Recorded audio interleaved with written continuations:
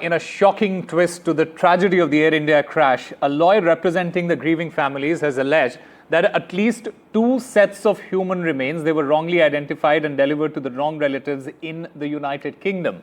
This mix-up, which may have stemmed from the flawed DNA testing or the identification procedure, has in fact deepened the pain for families who are already mourning the loss of their loved ones. In fact, the authorities are now under pressure to explain how such a critical error could have occurred in the handling of the deceased. My colleague Tanushka joins us to get us more on this. Tanushka, the big question at this point of time is what is the response from the authorities that were handling the deceased, and how are they addressing the concerns of the grieving families at the moment? Precisely, Osama. How does a mix-up of this nature happen in such a tragic incident is what is the question right now. We do know that 2 of these bereaved families in the UK have received wrong, incorrect remnants of their loved ones.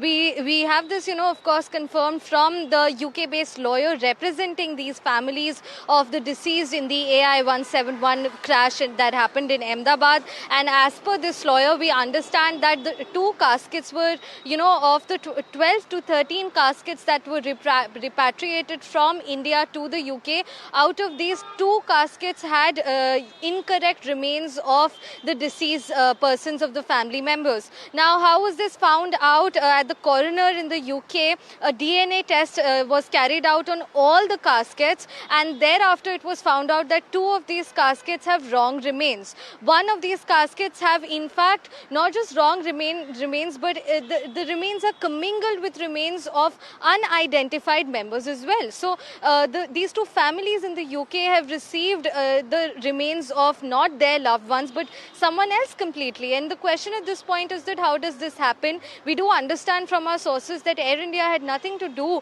with the process of DNA sampling, testing, and handing over either back here in Ahmedabad.